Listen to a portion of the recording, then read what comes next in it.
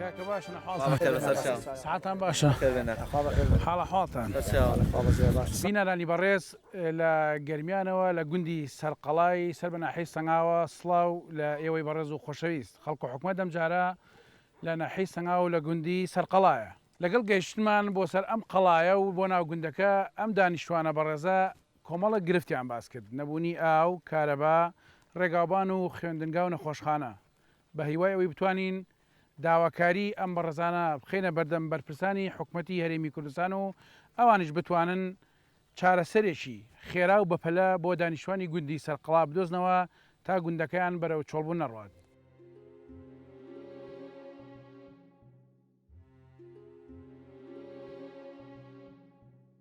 ئەنفالی گەرمیان ئەو برینەی کە تا هەتایە ساڕژ نابێت.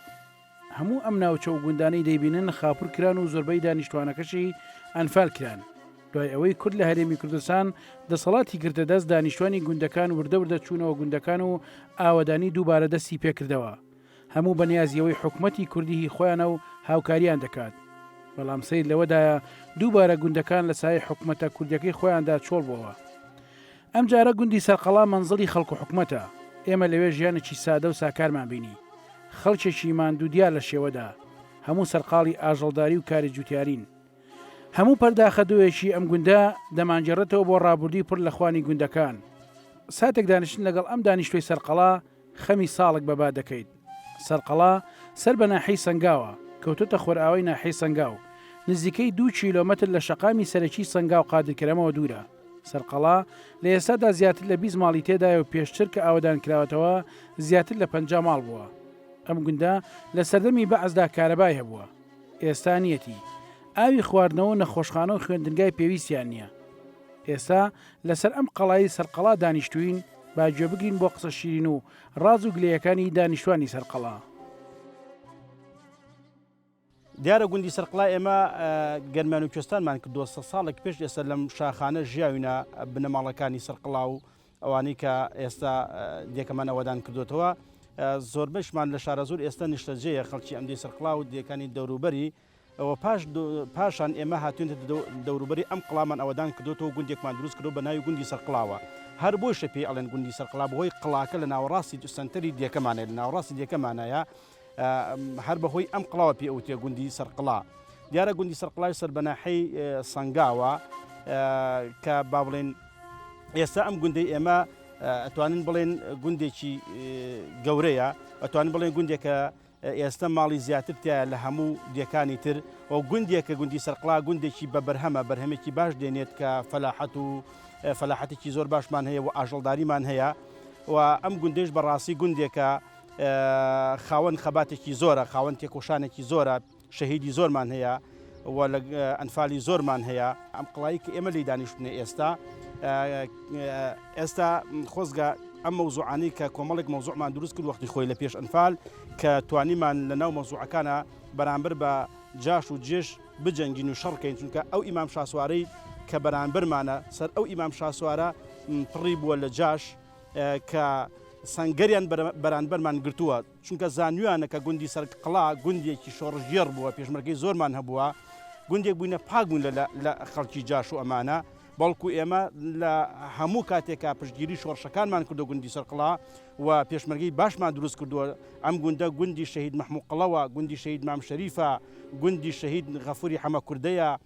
گوندێکە بەڕاستی کۆمەڵە شەهیدێکی زۆر خاوەن خەباتی تیا بووە و هەردەم ئێمە بەرامبەر بە حکومەت بەرامبەر بە جاش شەڕمان کردووە ئەم دێیە خۆمان مەوزوعمان دروست کردووە حتا خەڵکی دیەکە خۆی زۆربەی زۆرمان هێزی پشتگیری بووە زۆربەی عشارەکانی خەڵکی دیەکەیشمان چەکی کردوتە شانی لەناو مەوزوعەکە شەڕی کردووە بەرامبەر بە جاشەکان کە لە ئیمام شاسوار بوونە کە بەڕاستی ویستیوانە زوڵمان لێکم تەعدامان لێ بکەن و لە هەمان کاتە ئەم دێ ئێمە چەندین جار ئەتوانم بڵێم بەدەیان جار گوندی سەرقەڵا بۆردومان کراوە لەلایەنی حکومەتی بەعسەوە چونکە ئێمە نزیکی ناحەی سەنگاو بووینە کە نزیکی ناحەی سەنگاو بووینە هەر کاتێک کە تەیارە هەڵبسایە یەکەم گوندێکە بۆردومانی ئەکردو کە لێی ئەدا کە کاول یەکرد گوندی سەرقەڵا بووە ئەوە هەمووی خەڵکی سەرقەڵا مەوجودۆ هەموو دیەکانی دەوروبەریشمان شایدە ئەم سەرقەڵای ئێمە چەند جار چۆڵ کراوە خۆمان ئەم دیانی دەوروبەرمان خەڵکی ئەم دیانە هەر یەکەی ئەگەر ناسیارێ خزمێکمان لە دیەکان بواە بارمان کردو بۆ دیەکان و گوندەکەمان بە چۆڵی هێشتوتەوە لە ترسی بردومانی تیارە لە ترسی جاش زەلام پێش ئەوەی کە گوندەکاڵ چۆن بکەین هەموو گەنجی ئەم ئاوایە هەمووی لە شاخەکان ئەخەوتن بەهۆی جاشەوە چونکە شەوان جاشەکاندا ئابەزی بە ناو گوندەکانمان ئەوەی کە فیرار بواە ئەوەی کە خەڵکی خەبات جێر بواە ئەیان گرت حتا خەڵکی ئەم دی خۆمانیان گرتووە کە پێشمەرگەیەکی دێرین بووە کە پێشمەرگەیەکی زۆر قارەمان بۆ شەید مام شەریف بووە جاشەکان هاتون ناو دێکا گرتویانە لە ئەبوو غرێب لە سێدارە دراوە ئێمە خاوەنی نزیکەی سی ئەنفالین خاوەنی سی حتا ئێستا ئەمانی کە لێرا دانیشتونە ئەمە کاک عەلیە برای شەید مەحموود قوڵەوە ئەوە کاک محەممەدە برایەکی ئەنفالە ئەوە کاک قادرە کە براژنی و دووسێ برازای ئەنفالە ئامۆزای ئەنفالە خۆم دوو خوشک و برایەک و باوکم ئەنفالە یعنی خاوەن ئەنفالێکی زۆرین ئەم دەیە ئێستش کە ئەو خەڵکی لەم دیانیشتە جێیە کەوا دێکەمان قەڵەباڵغ بووە پێشتر نزیکەی پێش ئەنفال نزیکەی 50 ماڵ بووینە لە دوای ئەنفال ماڵەکان کە گەڕایەوە ئێستا نزیکەی 40 ماڵ بووینە دوای ئەمە خەڵکەکە باری کردو بۆی ئەوەی کە خزمەت گوزاری نەکراوە بۆ دێکەمان 17 ماڵ ماونێتەوە ئێستا ئەوەی کە لەم دیانیشتە جێ و ماوەتەوە کە 17 ماڵە هەمووی خەڵکێکە کە برای شەهیدا کە کەسوکاری ئەنفالە کوڕی ئەنفالە کچی ئەنفالە خێزانی ئەنفالە ئەوەی کە ئێستا ماوەتەوە هەمی پاشماوەی ئەنفالە کە لەم دیا ماوەتەوە کە بەڕاستی ئەم دێیە ئەگەر باسی مێژووی ئەم دێ و باسی خەباتی ئەم دێکن وابزان تەواو نابێت.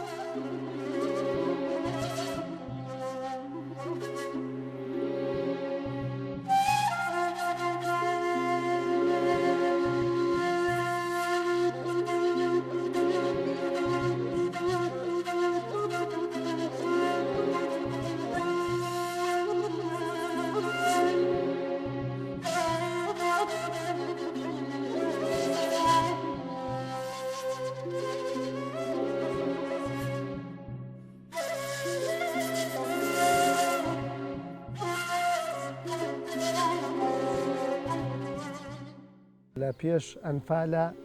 ئێمە کارەبامان هەبووە بە هەموو شێوەیەک ئێستا کارەبامان نییە.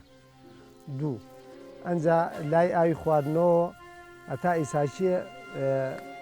بە تەنکەر خەڵک ئەوەی پارەی هەبێ بۆ خۆی مەشینەی هەبێ ئەی کڕێ و ئەیهێنێت ئەوەی شینەی بێ وەڵای تر بۆ خۆی ئەبێ بە کەرە هونداوی بچێ بۆ ئەو کانێ دوورانە بۆ شوێنە دوورانە ئاو بێنێ بۆ خۆی. ئەنجا دوایەوە ئێمە هەتا ئێستا ئەوە نەحەیە ئالوانە لێمان و نزیکە شارەوانی هەیە تەنکەرێکی دابین نەکردووە کە لە نەحێکە ئاو زۆرە ئاو بۆ ئەم گوندەی ئێمە بێنێ عنی وەکو بڵێن تەنکەرێکی گەورە ئامادەکە ئەتوانێت بە یەک تەنکەرێکی گەورە لە هەفتانە بیێنێ بۆ ئەم دیێ و چارەسەری ئاوەکەی بکە. کارەباش ئێمە لە جەماعەت تەمەنیان زیاترە لە 79 ئێمە کارەبامان هەبووە لە ئیرانە هەتاکو ئێساشیە هەر ئەڵێن باشە ئیمساڵنا ساڵێکی تر ساڵێکی تر تا ئێستا کارەبامان نییە بە هیچ شێوە. خوێندنگاگەش ئەویش منازەمەیەکی سۆلاداریتی خێرخواز دروستی کردووە تێگەیشتی ئەو خۆتان بینوتانەوە تەسویرتان کردو تەنانەت ئەو دەستێکیشی نییە تەنانەت هەمووی دژی بردووە و داتەپیەوە بە هیچ شێوەیەک هەر لە شێوەی خوێندنگا ناکات تا مناڵ بچی ئەو هەموو مناڵ لە چاوگەشە بچێت دڵی پێی خۆش بێ. وڵاتە ئەوڕی لێمان نەداوەتەوەی ناوەکو خەڵکی دیێ و ئەنجومەن دائیمەن چوونە و دائیمە پێمان وتونە و دیەکیشە یعنی زۆرترین قوربانی هەیە زۆرترین جەزرەوەی کێشاوە زۆرترین تاڵی بینیوە بە هەموو شێوەیەک ئێمە هەر چوونە دەلای دەسڵات پێمان وتونە چەند جارە و دەیان جارە چوونە دەلایەن خۆیان بۆیان نەکردوونە و تا ئێستا ئەوە هیچمان بۆ نەکراوە. ئەمدی ئێمە مستحقە بە هەموو شتێ بۆکەین لەم ناوچەی سەنگاوا یەک نمونەی دیێ بووە لە کاتی سەردەمی حیزبی بەعسا ئەمانە دڵسۆز بۆ بە یەکێتی نیشتیمانی کوردستان یەک لایەن و یەک حیزبمانە بووە بەجێتی بینە ئێمە کاتی خۆی وەکو نمونەی دیێوا بینە لە سنووری سەنگاوا سەدارسەی چۆن ئۆجەی ئەمدی ئێوە ئاوا مستحق و یەکێتی باڵی تا پێشا ئیشی بۆ کردە ئێمە هیچمان بۆ نەکراوە لەبەر ئەوەی وەڵی خەڵکێکی ئێمە خەڵکێکی بەهیمەتە خەڵکێکی ئازای حەزی لە هەنێ ڕۆژ ئیش بە ماساوەڕوات ئێمە ماساوەمان نەکردو و لەسەر ئەوەی لە کارەبامان بۆ هاتوونە ئیش مەکتەب ئەو بەتەبی خێرخواز بۆی کردین و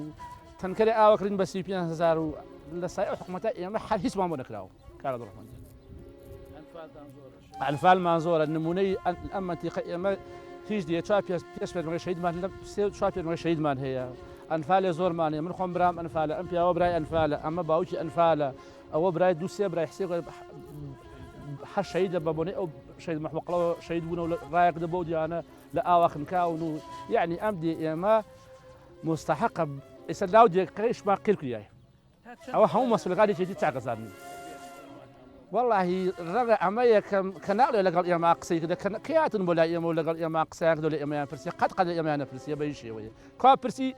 كدار ديارة أو تا عمود قال على قيدو تلقى على عاصمة وألقى مولديك ما هي كل ما يسيبون هذا فقير وهذا لا بخلي خو إيجاد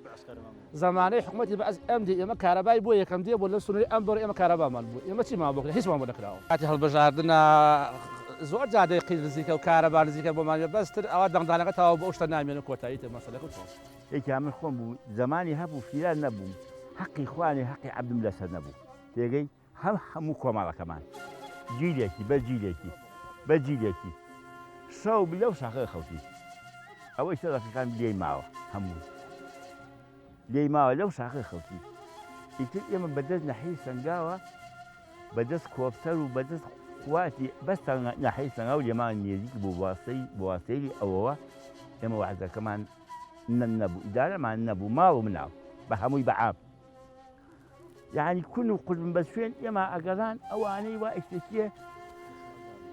دستوادان رتبة برزة كل قرب أقران أو أنا بولا بيشوا إستشية أم حكومتي يما قينا كسكاركان شيان بينا كذي إستشية بوخ رتبة دنيا بوخ ما هموش يكن يما بوخ هيجني سبب نازم سبب وشيا ژیان تان لە بێکا ئێستا چۆن والله هیچ جامع لديكا تقريبا وهيج ما ونكراوه كهرباء ما دو هم ديبو ولا منطقة ولا داسي يحكم ديبو يما كهرباء هبو إثني معنا أو هيج ما بخذ مقداري بو نكراوه مكتب كابلاكي صوي دايتين بو كلين أو تواو جادو بان نكراوه كهرباء ما هنية بس موليك عندها في ما تواو لا ترى حتى أمدي دايوتو ما ياكل حيوان ياكل لأنه بناء لخ أنا حمي هذه الريق بخوا إدارة مع النو هاي بيقال كاري وصلي معه وصلي جاتو روح كتنات أنا بخوا ما قال ياخذ دلام وجنقة وقور حرام لا أنا ما مثل أثر ما درتني شکی بە خێراتنی کەناڵی کێنێنەکەین بۆ سنوورەکە و بۆ بەدواچوونی کەموکورتی و کێشە و پرۆژەکە لە سنوورەکانە ئەنجامە درێت سەبارەت بە پرسیارتان لەسەر گوندی سەرقەڵا تەبعاً گوندی سەرقەڵا یەکێکە لەو گوندانەی کە کەوتووەتە سنووری ناحیەی سەنگاوە بەگشتی ئەو گوندانەی کە لە سنووری ناحیەی سەنگاون 107 گوندە 86 گوندی ئاوەدانە ئەو پرۆژانەی کە لە گوندی سەرقەڵا جێبەجێ کراوە طبعا بەدەستخۆشیەوە بۆ قایمقامی چەمچەماڵ و بۆ ئەو بەڕێوەبەری ناحیانەی کە پێش من لە ناحیەی سەنگاو بوونە بریتە لە دروستکردنی خوێندنگایەک و مزگەوت و تێکە لە ڕێژکردنی ڕێگای گوندەکەیان بە درێژایی 2 کیلۆمەتر هەروەها پێدانی مۆلدەی کارەبا و لێدانی بیری سەتحی وا دیارە ئێستاش پرۆژەیە کە هاتووەتە بەرهەم ئەوش پرۆژەی ڕاکێشانی هێڵی کارەبایە بەڵام جاری یەکەم کە ئەلانی بۆ کراوە ئەو پرۆژەیە هیچ کۆمپانیەک نەچۆتە پێشەوە بۆ پرۆژەکە ئێستا ئەم هەفتەیە بۆ جاری دووەم ئەلانی بۆ کراوە هیوادارم بۆ کۆمپانیایەک دەربچێ بۆەوەی کێشە و گرفتی ئەو گوندە لە نەبوونی کارەبای نیشتیمانی چارەسەر بکرێت وەکو پرۆژەش بەرنامەی ترمان لە بەردەسایە ئەویش هەوڵدانە بۆ قیرتاوکردنی ڕێگاکەیان و هەروەها چەندین پرۆژەی تر کە لە بەرنامەی حکوومەتی هەرێمی کوردستانە کە هەوڵ بدرێت بۆیان جێبەجێ بکرێت ئەویش بنکەی تەندروستی و چەند پرۆژەیەکی ترە و زۆر سوپاسانەکەم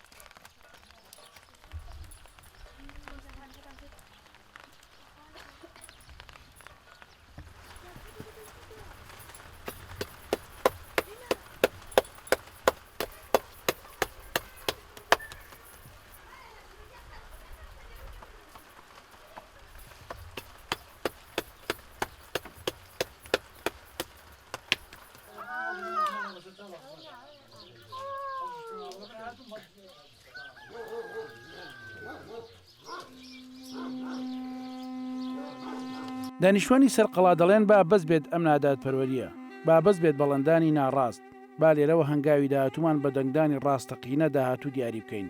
با دەنگ بە خەڵکانێک بدەین دڵسۆزی گوند و شار بێت، با دەنگ بدەین بە خەڵکانێکی شیاو بۆ ئەوی بەڵێنی درۆمان پێنەدەن. مەرحەلەی سادەمان ئەوەیە خەڵک لەم دەسڵاتە تێبگەیە کە خزمەت ناکە. دەگەیشتی خەڵک لەم دەسڵاتە تێب بگەیە، یعنی هەر وعدی درۆ زیاتر هیچ بە خەڵک نادەن. تێگەیشتی ئەمە چەند ساڵە ئێمە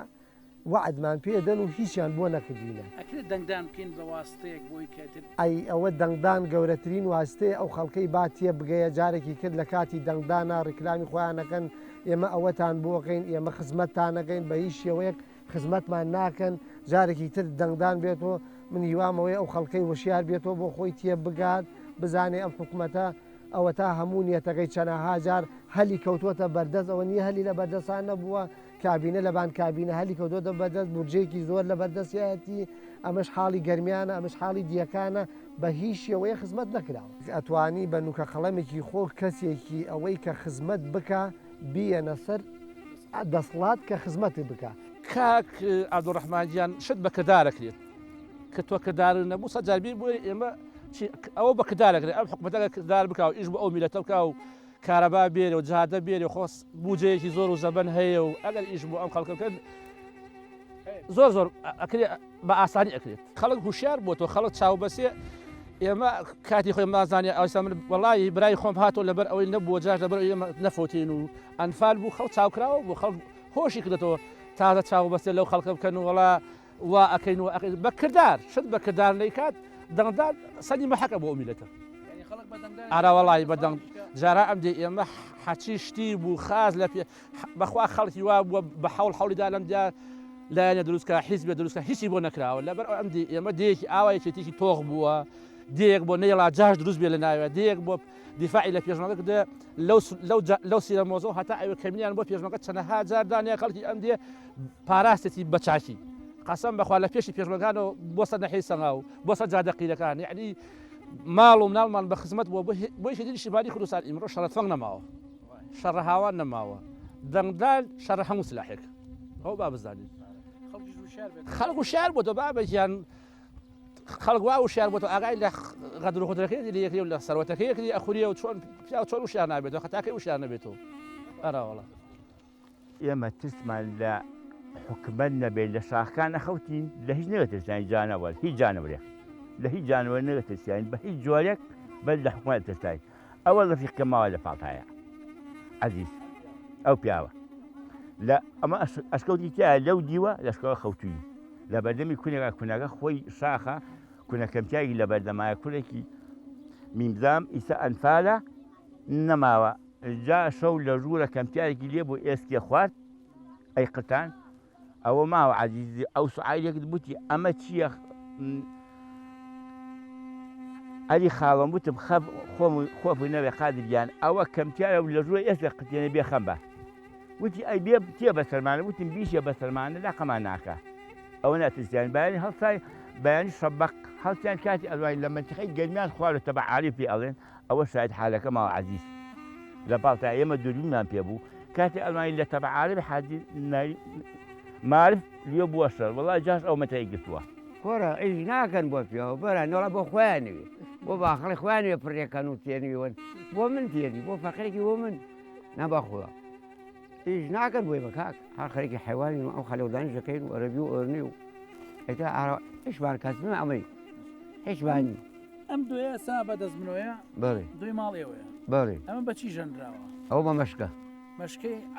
مەشکەی عەسڵی حیوان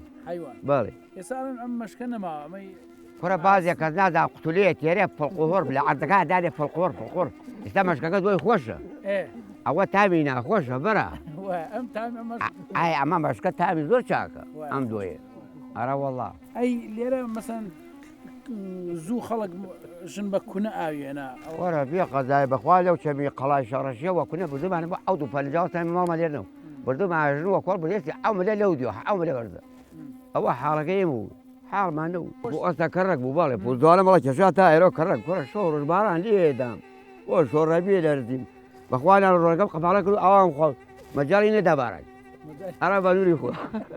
ئەو کاتانە خۆشتر نەبوویان ئاشۆ بلاواتە خۆشتر بوو خۆشتر ئاواتە خۆش خۆشتر بوو بەوەی کە ینی ژیانی لادەکان خۆشتر بوو ئەرە وەڵڵا فەقیرتر بوو خەڵک بەڵێ فەقیر و خەڵکەکە ئەرە وڵا وعدە باشتر و ئەو وعدە وەگشتەنەوە کونە هەر نەماوە ئێستا کەنە سەلاجۆ بەرە ئێستا ئاوی سەلاجۆ خۆن کونە کواما کەسەژن کونە ناکە بینە بڵێ کونە چییە ئەمانە باس کوناگەن کونە بێت چی بێت وەڵا کونە چۆنیە کونە کامێرەمانەکەی من کونە نازانێت چیە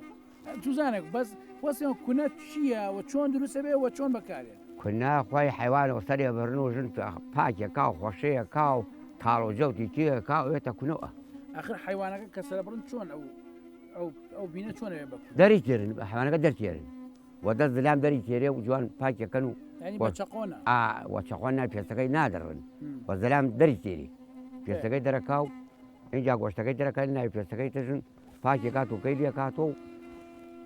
ئێتر خۆشەیە کات وە تاڵ و جەوت و ئەمانەی تێکا خۆشەوێتە کونە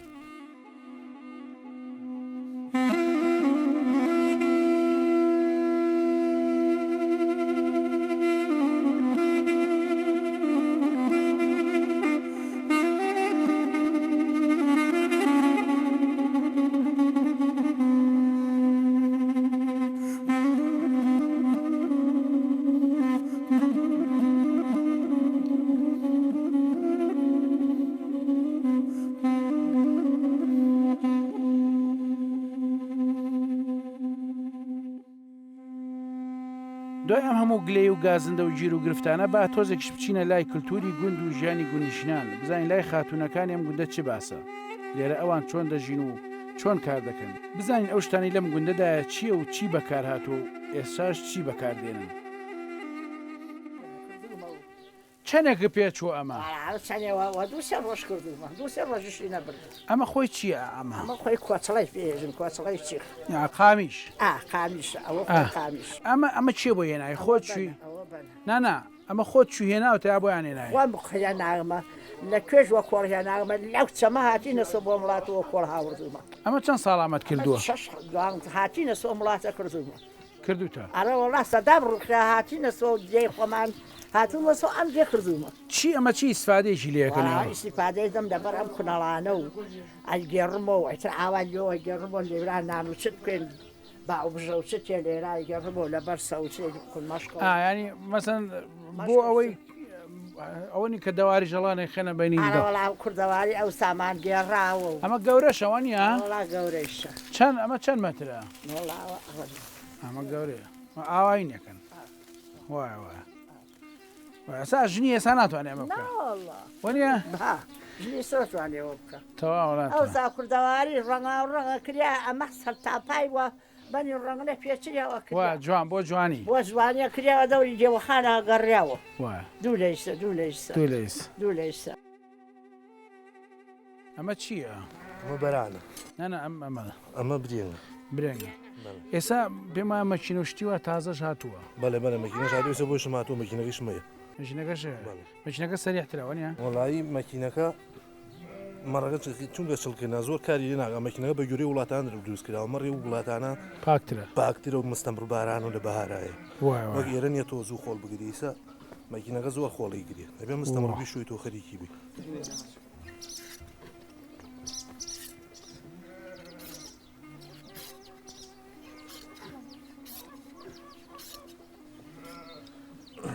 شقاچی هەر نابەسی مناڵێک لێ بێ قاچیش گرێ ترینی ناوی چۆن مەسەسا تۆ ئەو برێنگە بەکارێنیت ئەو پێسەی نابڕی بێ زان بی لێ بزانانی ساڵی یەک جار مەڕە بڕنەوە نیە بەڵێ ساڵی یەک جارتر لە ئاخری مانگی چۆن چوار و سەرەتای مانگی پێم جایتر دەست پێەکەن دەست پێەکەین بڵێ ئەم مەڕە چی فەرقێکا لەو کاتاکە کاتەوە مەڕێ بژێتەوە نبینی ئاخوری تازە لە ژێرە دەرەکە ڕۆژەکات و قەڵەوە بێترە بێ خورەکەی لێ بکەیت و باک و پوختەوە بێ ئیسراحەتەکە وەکو وای حمامێ بکە باش ئەم خوریەکەی چی لێکەنەوە دوایی وڵا خوریەکەی ئەیکەینە دۆشەکە و لێفە و هەتر سەرین و بە هەموو شتێ بەکار دیە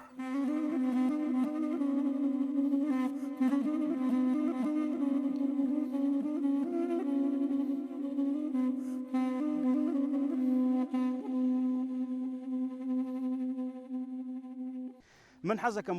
وەعیەک وشیارێک بەمە کۆمەڵانی خەڵکی کوردستان و هەموو بە تایبەتی خەڵکی گەرمیان ئێمە هەوڵدەین جارێکی تر دەنگ نەدەینەوە بە حکومەتێک کەوا خزمەتی ئەم وڵاتە ناکە. ئێمە جارێک خۆت کاک عەبدوڕحمەد وتت ئێمە دژی دەسەڵاتدارانی حکومەت نین و دژی هیچ شخصێک نین، بەڵام دژی ئەو هەموو ناعەدالەتین، دژی ئەو هەموو بەڵێنە بێبنەماین کە ئێدەن بە خەڵکی گەرمیان. من جارێکی تر ئەڵێم وەکو پێغەمبەر صلی الله عليه وسلم ئەفەرمێ لا يلدغ المؤمن من جحر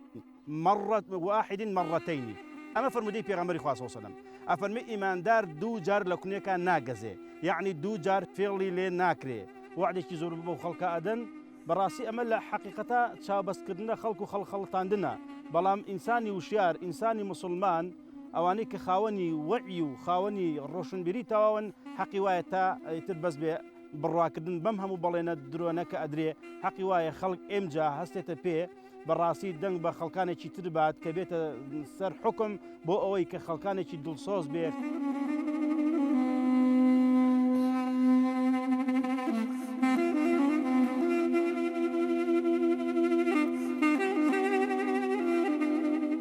مەشکەکانمان بەم شێوەیە بەردەوام بن لە ژەنین و دۆ دروست بکەن بۆ ئەوەی گوندەکانمان زیاتر چۆڵتر نەبن، بۆ ئەوەی گوندەکان و کوردستان زۆر جوانتر و باشتر ئاوادان بکرێنەوە. حەقە پێشمەرگەکانی دوێنێ و بەرپرسەکانی ئەمڕۆ بیل لە دانیشتوانی گوندنشینان بکەنەوە، پلان و بەرنامێکی تۆکمەیان هەبێت بۆ ئاوادانکردنەوەی کوردستان، بۆ ئاوادانکردنەوەی گوندەکان. تا بەرنامێشکە بەخوای گەورەتان ئەسپێرین کوردستان هەر ئاوادان بێ و خواتان لەگەڵ.